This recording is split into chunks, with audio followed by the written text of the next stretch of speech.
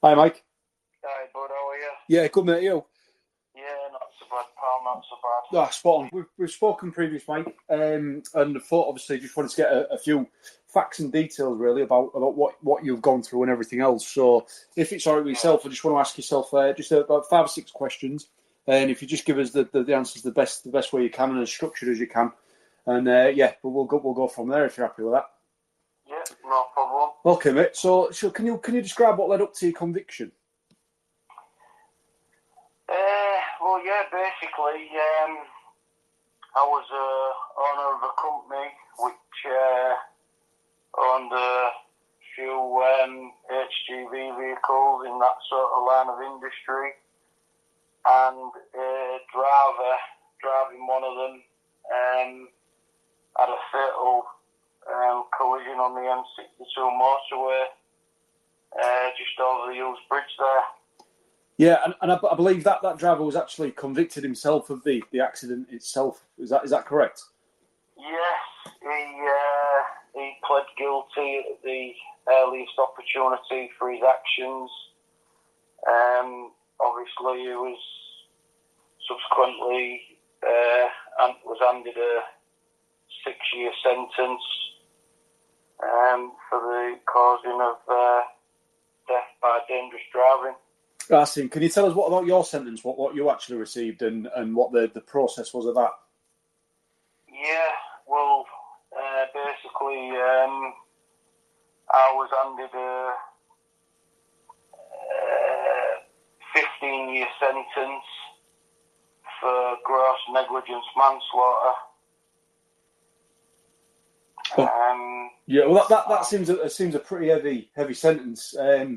Is there any reason you think to why that might be the case? Why it was so heavy? Well, obviously, two people died in the incident, and obviously they wanted a little bit more than a 6-year sentence, to which the driver pled guilty to. So if the drivers pled guilty, then Mike, how did you become more sentenced more, if you like, than what he did?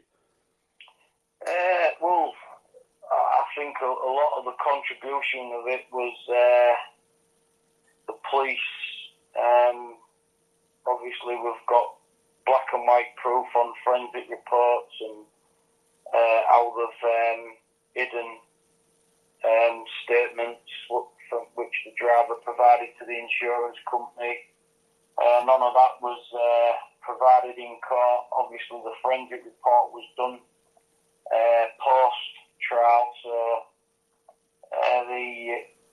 you know what I mean, we discovered quite a few little bits and bobs after the trial, which obviously is more certainly not, you know what I mean, not the way it should have been done.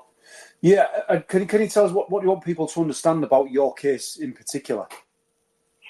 Well, obviously, what my aim is for the hopefully the appeal courts to understand that the conviction's wrongful and unjust, and it needs addressing and overturning with immediate effect. It should never have got this far from the beginning. A little bit of it was my naivety to the criminal system, not understanding it thoroughly, and not understanding how they do their job. Do you know what I mean? To convict, and that's what they want. Do you know what I mean? It's just a route to convict, and that's what they want, and spit you out the door and move on to the next one. Do you know what I mean? You're just a number when you enter them courtrooms, I suppose. So with your case in particular, and obviously the appeal itself, have you got somebody else looking into this at the moment? And can you walk us through the process of how you've got to that point where somebody else has actually taken on the case of your appeal? Yeah, well, I've gone down the processes, obviously all the right processes, the way, you know what I mean, we've gathered extra evidence which wasn't available. We've discovered a lot of viewings by the police. One of the things that sticks out to mind, which is, you know what I mean, very, very horrible to understand, is that the driver had done a statement with the insurance company, obviously cause of accident, etc. And that statement has never been brought to light. It wasn't on the used or unused evidence of my DCS. We know it exists. We've had confirmation from the insurance company it exists. Several, two of the members of staff from the insurance brokers know it exists. We've had the brokers ring the CCRC, which is a Criminal Cases Review Commission, and tell them literally, look, if you want access to this statement, we can get you it, and these are the channels. But the CCRC are just, you know what I mean, they just don't want to do the legwork in obtaining that, because they know at the end of it that it basically proves my innocence, that, you know what I mean, it's wrongful. Yeah, you've kind of touched on it there. It was going to be my next question. So the process itself and the process of appeals for you, how does it feel for you? Well, it's just unjust in the highest way you can imagine.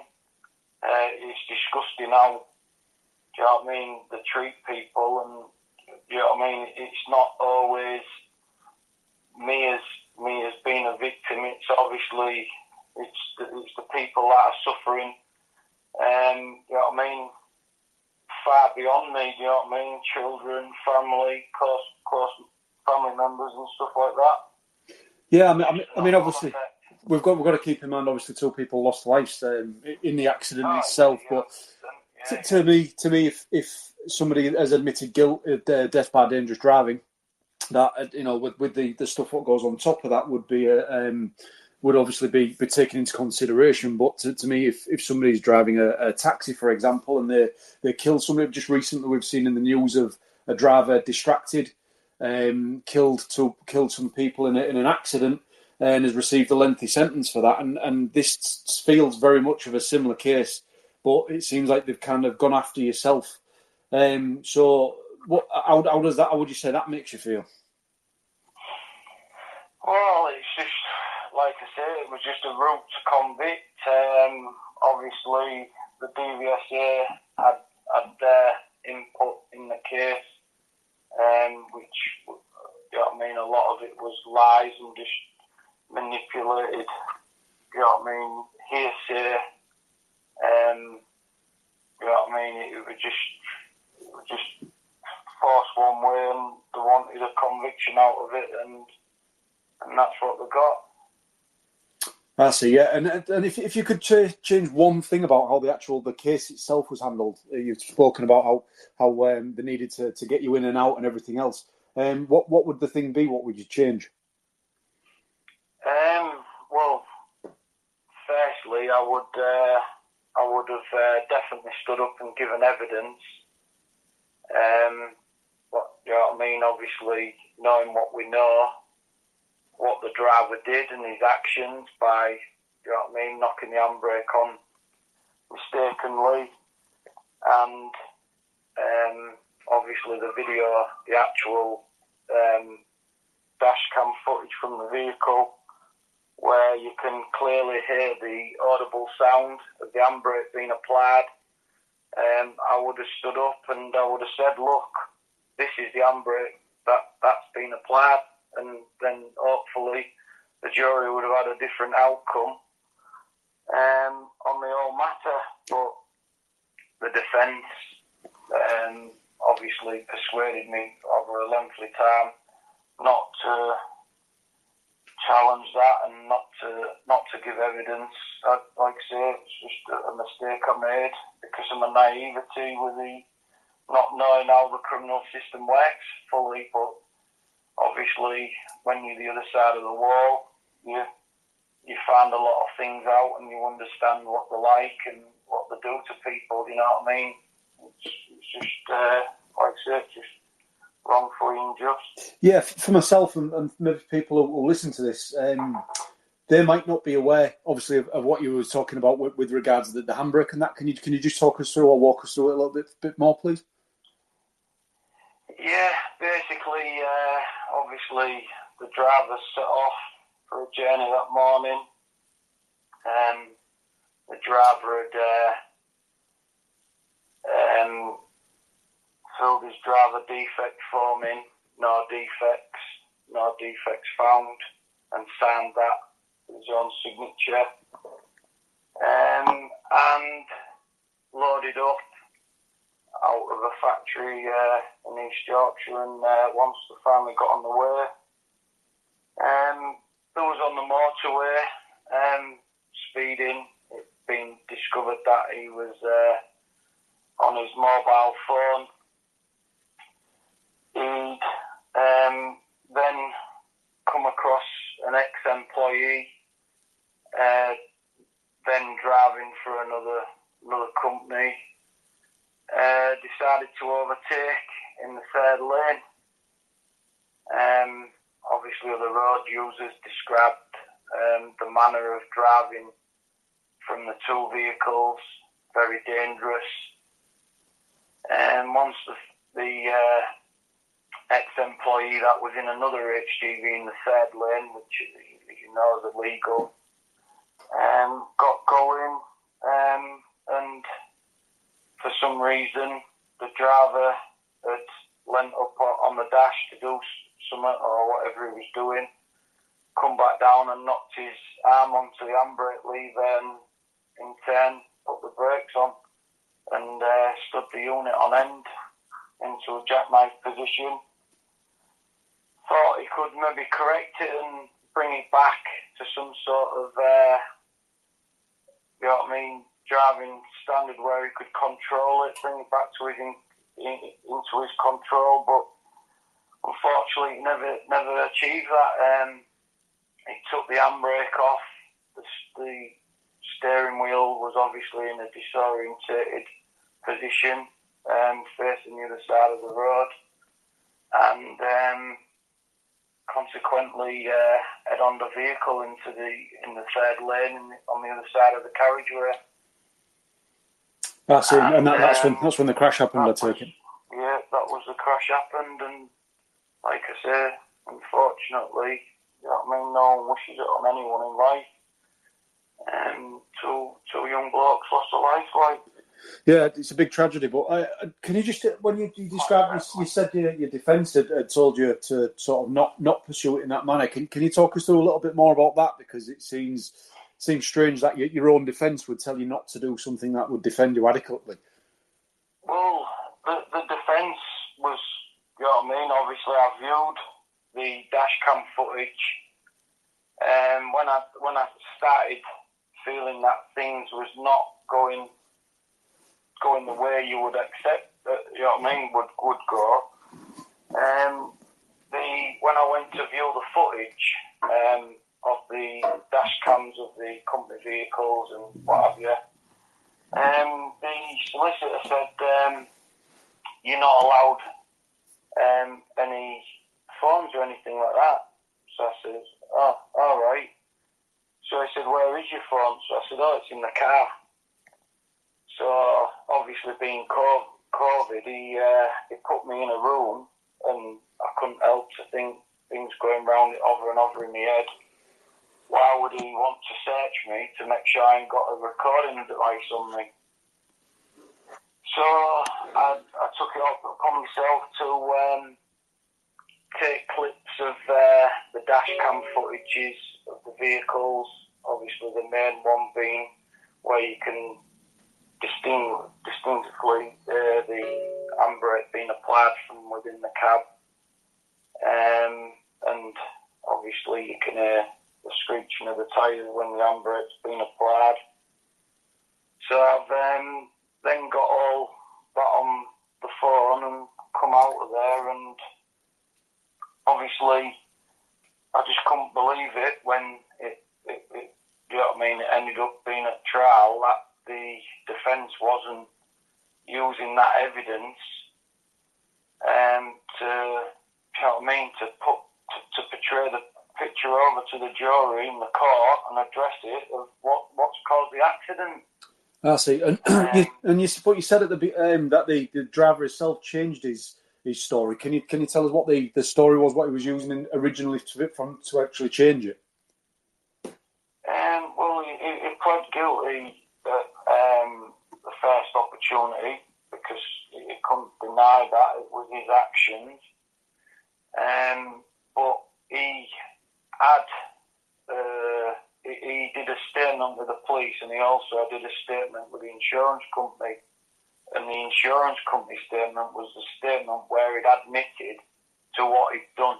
Look, the accident was caused by me knocking the handbrake on effectively whilst travelling along at 56 mile an hour. Because what at this point I didn't understand is that insurance company wanted to, you know what I mean, recover an extravagant amount of loss to that accident. So if it had been my fault for that accident, i.e. faulty brakes like the police allegedly claimed, if that would have been the case, they would have come to me for loss for the clean-up of that accident.